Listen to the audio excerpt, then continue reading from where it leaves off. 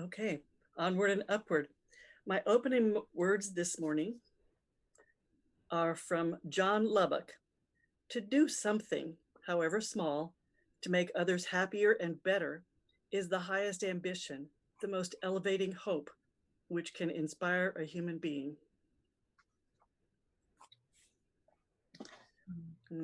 If you have a chalice, this is the time to light it. I'm going to light mine. In the light of truth and the warmth of love, we gather to seek, to sustain, and to share. And we have a covenant, that an affirmation that confirms our relationship to each other. Love is the spirit of this church, and service is its gift. This is our great covenant, to dwell together in peace, to seek truth in love, and to help one another.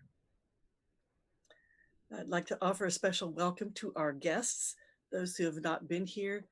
Some of you may have joined us who have never joined us in the body. That's okay too. We hope that you experience some peace and some uplift and some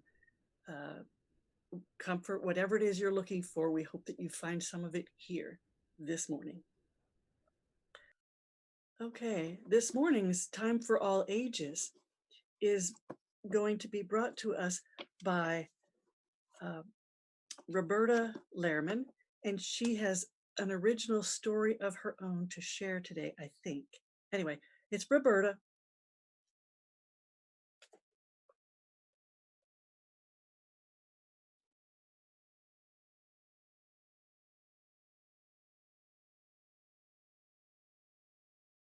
Hello? There you are. I don't see me.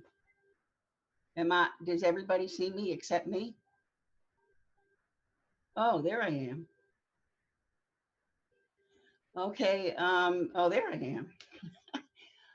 This is not an original story. It's a folk tale that I found in a folk tale book that's very related to today's situation. It's called The Wooden Sword. A long time ago, in a faraway place, there was a king who had everything he could possibly want, but he was never happy. He was always worried that his treasury, which was now full, would be empty. His soldiers would start losing battles in war. The people that were loyal to him would suddenly become disloyal. And he just was not happy. He wondered about the people in his kingdom. Were they happy? They didn't have anywhere near as much as he did. And so he had an idea. He disguised himself as a beggar and went out among the people to overhear what they were saying to see if they were happy or not. He walked around the city all day long and ended up on a little street by a very humble cottage later in the day. He looked in the window, and there was a man who all he had for dinner was a loaf of bread. But he was smiling, and his eyes were sparkling, and it was just like happiness all over the room. The king thought, I wonder why he's so happy. He knocked on the door and said, I am really, really hungry. Do you have any food to spare? My name is Angelo. Come in. Everything I have um, is yours too. Join me for my dinner. The king came in and shared the bread with Angelo and said, Why are you so happy? He said, Well, I'm a cobbler, and today I repaired enough pair of shoes to buy this loaf of bread for dinner. Oh, said the king, well, what would happen tomorrow if you didn't repair enough pairs of shoes to buy a loaf of bread? He says, Oh, I have faith that everything will be okay. Well, after the king left and was walking back to his palace, he thought, I'm going to test Angelo. I've got a plan. The next day, when Angelo came to the town square to repair his shoes, there was a big sign there that said, It is now illegal to have your shoes repaired. If they need mending, you're just going to have to buy new ones. Angelo thought, what do I do now? He saw some woodsmen bringing some wood into the square to sell. he went over to them and he asked them if they needed help. And they said yes. And so he did help them. And at the end of the day, they actually gave him more money to uh, than he was getting as a cobbler. And he actually went home. When the king came the next night, thinking that Angelo would not have anything to eat, he saw that he not only had a loaf of bread, but he had a bottle of wine. And the king said, I saw a sign in the square that it was illegal to repair shoes. Were you repairing shoes today? And the Angelo said, oh no, I was helping the woodsman. Well, on the way home, the king had another plan. He made an order that all the woodsmen needed to come to the palace gates and act as palace guards that day, because the king knew that the guard, that the palace guards got only paid once a month. Well, when Angelo found out this, he was thinking to himself, I have to have faith that all will be well, but I can't go hungry for a month. On the way home, he saw a pawn shop. This was at the end of the first day. And he had an idea. I have this beautiful sword that the king gave me as a guard. I am going to pawn the metal blade. And at the end of the month, I will be able to buy it back when I get paid. And he did just that. He got enough money to not only buy food for the month, but to have some left over. So when the king appeared the next night, and saw that he not only had wine and bread for dinner, but a piece of cheese, he was really very surprised. And of course, Angelo told him that he had pawned the blade and he was making another one out of wood to put it in its place. And the king said, well, what if you need your sword sometime during the month? And Angelo said, well, I have faith. Everything will be all right. Now the king had another plan. The next day, he had his other guards bring a man before Angelo. The guard said to Angelo, this man has been accused of stealing a loaf of bread, and the king has ordered you to cut off his hand as punishment. Now Angelo knew he was in trouble. He could not pull out a wooden sword. So he raised his hands up to heaven and said, if this man is guilty, I will definitely follow the king's order and cut off his hand. But if this man is innocent, my blade will turn to wood. And as he lifted the sword out of his sheath,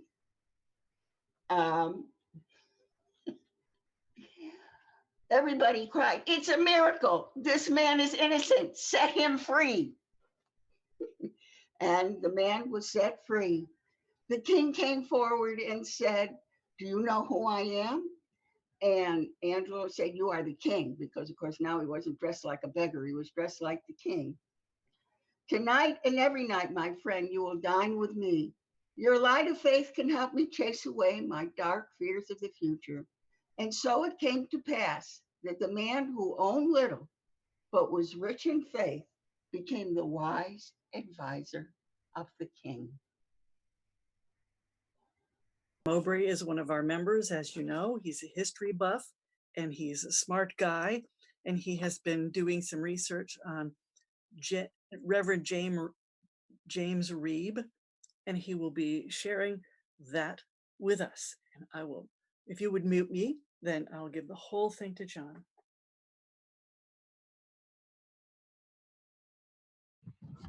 Okay. Good morning, everybody, and thank you, Paula. First off, positive thoughts and well wishes to you all during this concerning time that's keeping us apart physically, but not spiritually. As you might see, in anticipation for this talk, I've been growing a beard, specifically so I might appear a little bit wiser and more professorial than I am. But an important clarification, my beard is not gray, it's white. With that said, in all seriousness, I'm looking forward to talking to you all this morning about the Reverend James Reeb. A couple of months ago, Martha, Judith, and I discussed observing the important civil rights events that took place in Selma, Alabama, 55 years ago this March. For reasons that will become obvious in a few minutes, I wanted to do so through a UU lens by highlighting the life of the Reverend James Reeb. Before I do, though, I think it's important to discuss the events that precipitated Reverend Reeb's decision to go to Selma.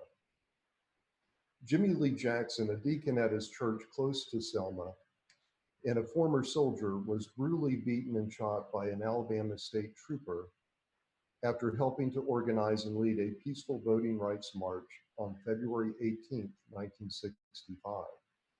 In an effort to honor Jackson and continue his voting rights activism, civil rights icons John Lewis, Hosea Williams, and James Bevel led over 600 demonstrators on a march from Selma to Montgomery.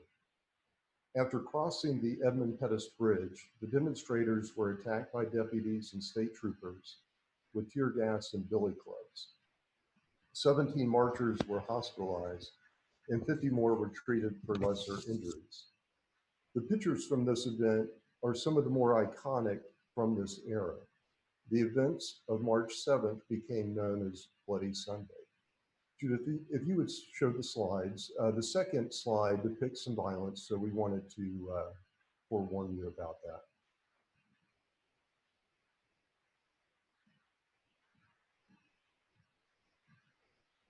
That evening, King made the following plea: I call therefore on clergy of all faiths, representative of every part of the country, to join me for a minister's march from Montgomery to Montgomery on Tuesday morning, March 9th.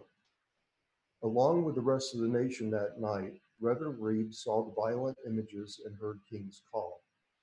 After talking with his wife, Marie, Reeb booked his flights and headed for Selma. On March 9th, Reeb and 45 other UU ministers, as well as 15 laypersons, participated in the second Selma March. Having recently completed consolidating from two separate faiths into one, with a total membership at the time that consisted of probably less than 200,000 total members, I think it's safe to say that Unitarian Universalism was well represented at Selma. Anyway, the demonstration that day became known as Turnaround Tuesday because King didn't risk pushing the march onto Montgomery due to various considerations. That night, after eating dinner with fellow UU ministers, Orloff Miller and Clark Olson, the three men were attacked by a group of white segregationists. Having suffered a heavy blow to the head, Reeb would die from his injuries 2 days later in a Birmingham hospital. Now, jumping ahead in time 48 years, Chris Reed, Joey Cole, John Amin, and I developed a civil rights education program for our UUUF youth. After weeks of discussions, readings, and watching documentary footage together, we set out on a journey that included Montgomery, Selma, Birmingham, and Atlanta. I look back on the preparations and the trip with much fondness. I learned a lot. I believe the youth learned a lot. It brought everyone, including the four adults, into closer community. Ultimately, the trip fostered a true appreciation of the heroic struggle of the civil rights activists that they were engaged in. And we learned a lot about ourselves as well. As you see now, this was an article that was written about the trip we took. Appeared in the Orlando Sentinel, June 10th, 2013. And I highlight it because I wanted to bring your attention to what Max Miner had to say. He kind of talked about the fact that in school, they didn't go into a lot of detail about the civil rights era. Typically, it talked about what they learned were some of the marches, King's I Had a Dream speech, and so forth. But what he said about the education program that we put together is that it's been kind of eye-opening, that it all really happened, and it was more of a movement than a brief turbulence in history, he said. With that said, there was something important that we failed to fully explore with youth on that journey. It seemed It seems like such a large oversight to me now, but speaking for myself, I did not give adequate time and consideration to Reverend Reeb. And I would chalk that up to a type of fear of UU self-aggrandizement. At the very least, we did visit the marker in Selma that commemorates his life. You can see that on the screen now. 6 years after this trip, while listening to the NPR podcast White Lies, which is a gripping podcast that investigates the denial of justice following Reeb's murder, did I fully understand that this man was so deserving of study and contemplation. On one level, the podcast is a gripping murder mystery that provides fascinating insights into the motivations of an entire town that looked the other way after Reeb's death. More pointedly, it provided a fully realized portrait of a remarkable man who is too often relegated to a brief mention of his role as a civil rights martyr. I'd like to play the first of two clips from the podcast that addresses the Reeb martyrdom issue head on. Judith, if you'll play that now. This is Ron Engel. He and Jim worked together at All Souls Unitarian Church in Washington, D.C. in the early 1960s. And in the last years of Jim's life, Ron was among his closest friends. I think it's so interesting. It's something we've thought a lot about, this idea that Jim is not a real person for many Americans who know his story. He's simply a person who fulfilled a calling whose death is so much more important and memorable than his life. I'm not saying that's what I think. I'm saying that's the story that gets projected so much. And he has been seen as a martyr in this country for longer than he was alive. And how then do we go back and create him as a real person? I mean, it's almost a philosophical question about storytelling. I'm just curious if you have thoughts about it. Earlier, I mentioned the conversation that Reeb had with his wife after watching video of the events on Bloody Sunday. What makes a man pack a bag late at night and leave his wife and 3 young children in order to join others protesting for justice? Let's turn our attention to this topic now by starting the next audio clip, which is actual footage of Reverend James Reeb. If you came this morning hoping to hear a message of hope, in many ways I will have to discourage you. It's July 1964. This recording is from the All Souls Church in Washington, D.C. This is Jim Reeb delivering his final sermon. There were many people who seemed to feel that once we'd had the March on Washington and once we had the Civil Rights Bill, things were just inevitably going to be easier. That somehow we'd done it. And I can say to you only that I think that this is the most dangerous kind of self-delusion. That we've not in any way done it. And that just to the extent that we think we have, we're going to be dismayed when we find out that we have not. And just to the extent that we permit ourselves to be emotionally dismayed, we ourselves as individuals will in some small way add to this thing that is known as the backlash, which is real, and I feel in many ways growing, and in many ways possibly stronger than we surmise as yet. Hearing his words in this podcast and the testimony of his friends really stirred me. Here was a man of intelligence, amazing compassion, and deep conviction. So at this point, I'd like to explore a little bit of who James Reeb really was and give a little bit of background for those of you that may not know. He was born in Wichita, Kansas in 1927. He was the only child of Harry and May Reeb. He graduated high school in Casper, Wyoming, where he was active in the ROTC. He enlisted in the Army after high school and served in Alaska during World War II. Following the war, he enrolled in St. Olaf College, where he met and married Marie Deason. He then enrolled in Princeton Theological Seminary as preparation for Presbyterian ministry, or so he thought. Reeb always showed more interest in pastoral work and community organizing, according to those who knew him. He was not interested in being a figurehead of a well-connected congregation. While working as a youth director for the YMCA in Philadelphia, his spiritual search led him to embrace Unitarian Universalism, and his career path became focused on urban ministry. He became assistant and then associate minister at All Souls Unitarian Church in Washington, D.C. The senior pastor of All Souls, Reverend Duncan Howlett, described Reeb as singularly dedicated to a high concern for all people from all walks of life.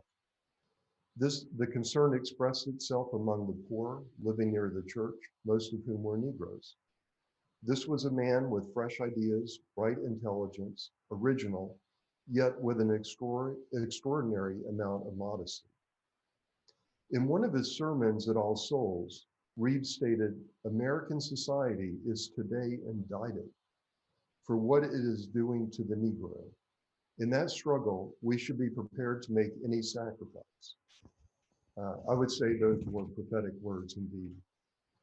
After a few years in DC, Reeb became interested in the work of the American Friends Service Committee. He applied for a position in an experimental program they were launching in Boston that would improve the living situations facing low-income Black families. He was described by an AFSC interviewer as having, quote, "a sense of mission about work in the inner city. He shares our approach and concern about poor people who need to discover ways in which they can help shape their own future. Reeb would bring vigor, intellectual curiosity, our kind of concern for approach and people. I hope he can be seriously considered for Boston, probably as director," unquote. Reeb's writing in response to the application questions for the American Friends position highlight his deep calling towards social justice work and provide some telling insights into his character that I'd like to share with you. Quote, "In the course of my development, I finally became a humanist.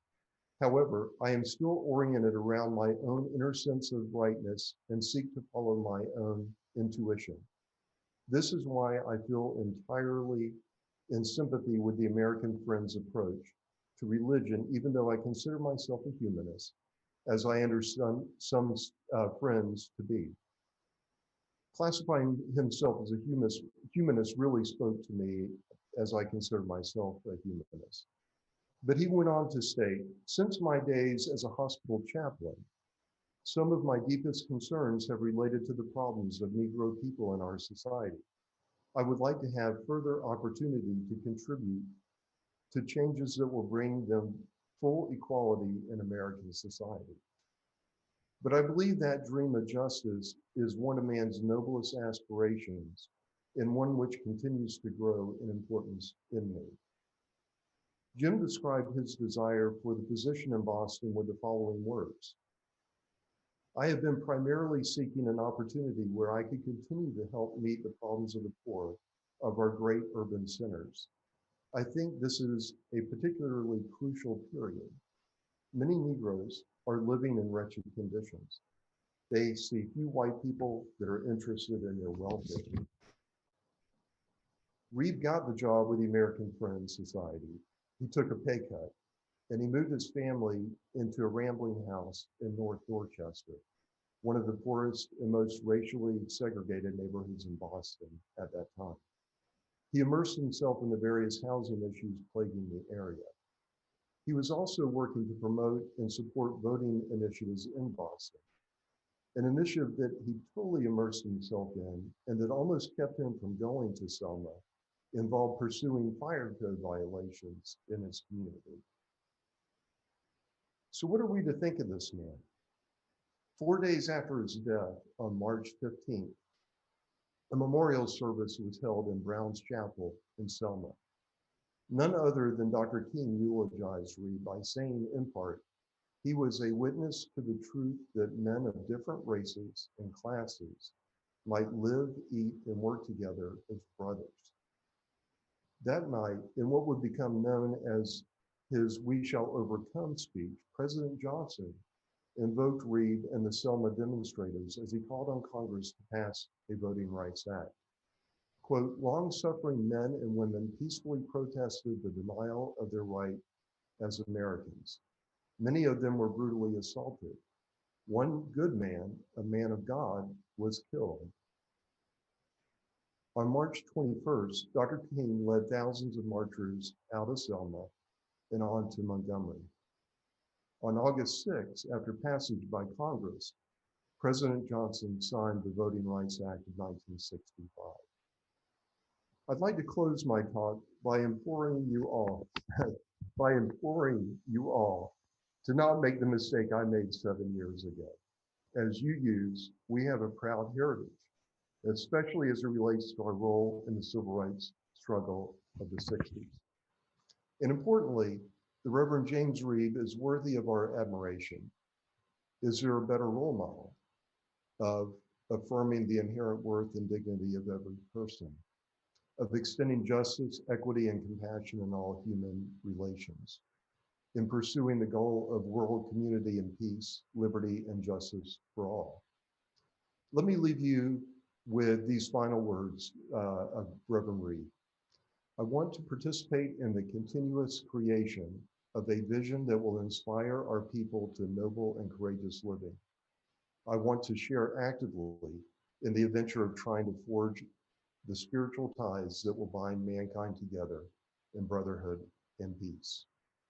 Thank you.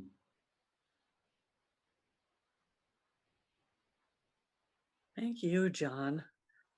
Thank you for filling out our vision of who this man was and what he did for all of us as Americans. When you bring races together, when you uplift some part of our population, you improve the whole country, and that was what he was after. So, thank you for showing us that. So that's pretty much what we have to say for today. My closing words come from Zora Neale Hurston, who said, "Sometimes I feel discriminated against, but it does not make me angry. It merely astonishes me. How can any deny themselves the pleasure of my company? It's beyond me." And we'll extinguish our chalices. If you have one, you can extinguish yours while I extinguish mine. We extinguish this flame, but not the light of truth, the warmth of community, or the fire of commitment. These we carry in our hearts until we are together again, virtually or in real life. Thank you. Have a wonderful day.